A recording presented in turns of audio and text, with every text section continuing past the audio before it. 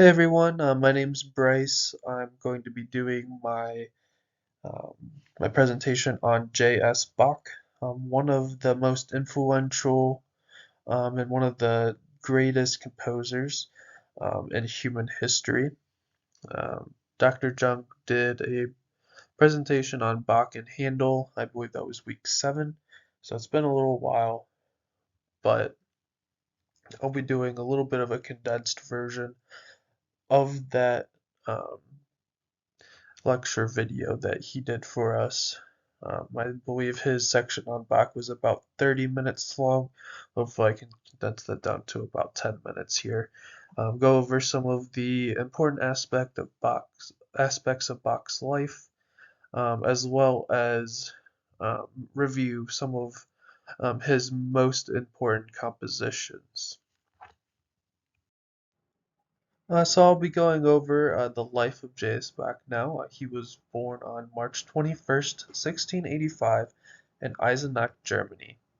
And then he died on July 28th, 1750 in Leipzig, Germany. That date in 1750 sort of marks the end of the Baroque era.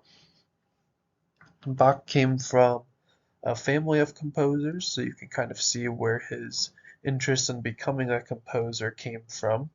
It started from an early age when his father uh, taught him the violin, and then later on in life, he studied organ with his older brother. He had the pleasure of meeting George Boom, who was another composer during this Baroque era, and drew some inspiration from his work. He was offered a scholarship, so he studied at St. Michael's School in Lüneburg, a very prestigious school at the time. So he did his music education there, eventually marrying his late wife in 1707, having 7 children with her. And then, unfortunately, his wife would pass um, early on, so he would remarry, and he would have 13 children with his second wife.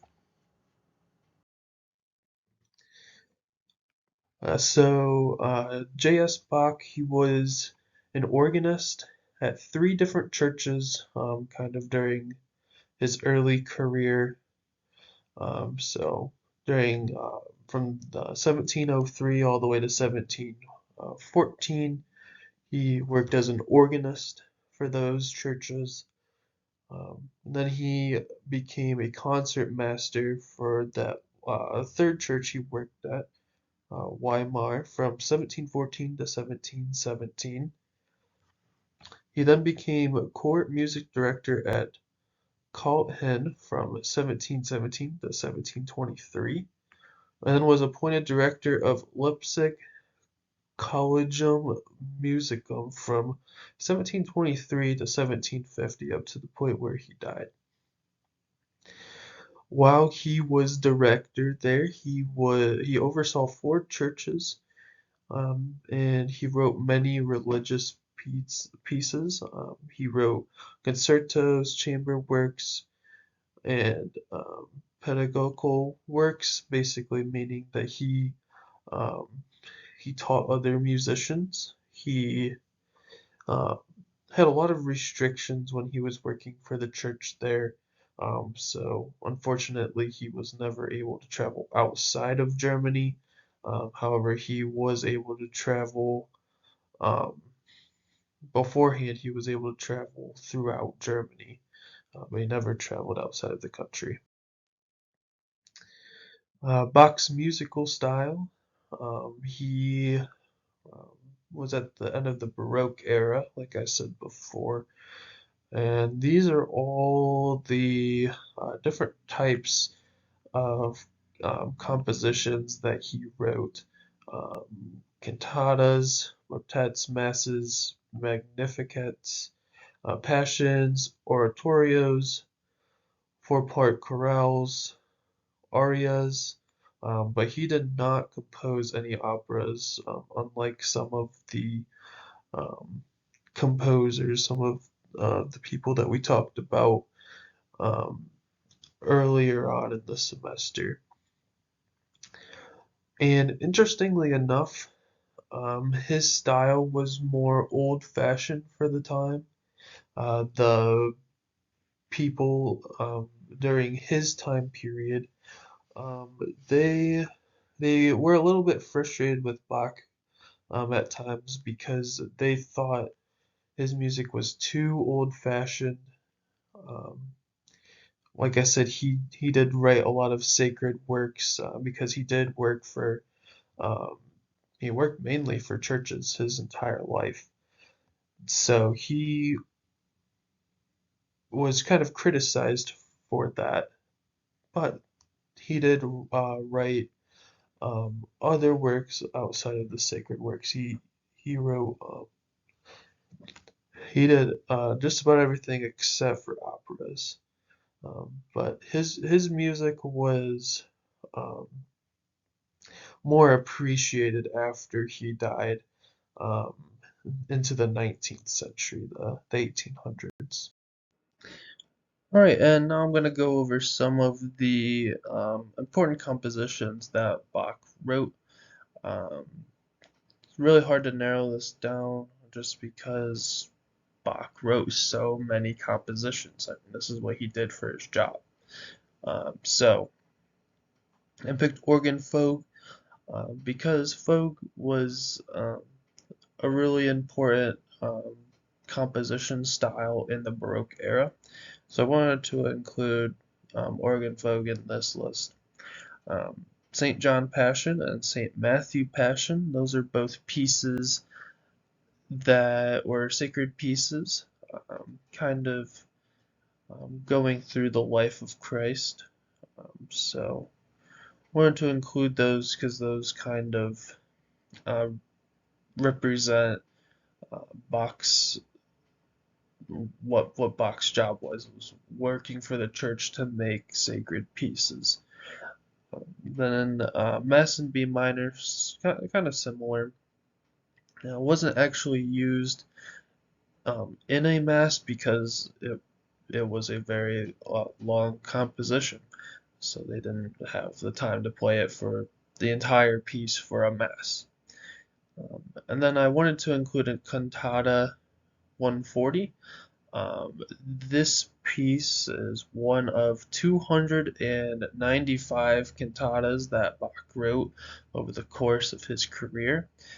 Unfortunately, only 195 of those have survived to this day, but I felt that I had to at least include one cantata um, since he wrote so many of those over the course of his career. So we can go ahead and listen to these two pieces, Organ Folk first, and then Cantata 140.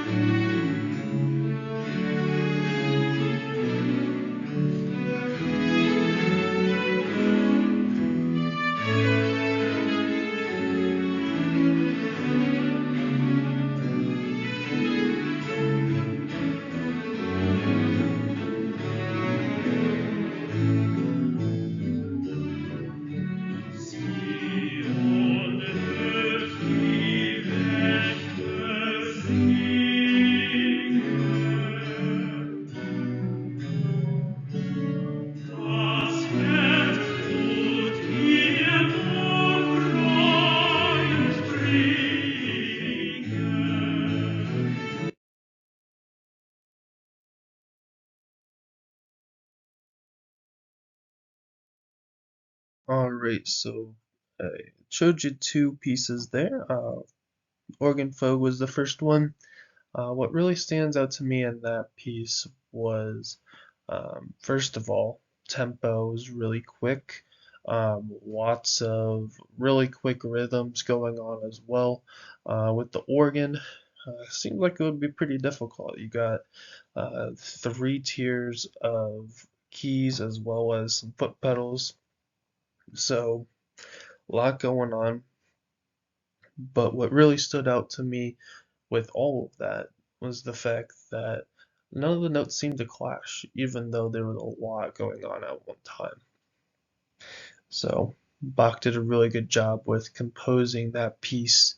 Um, Seems really tricky there.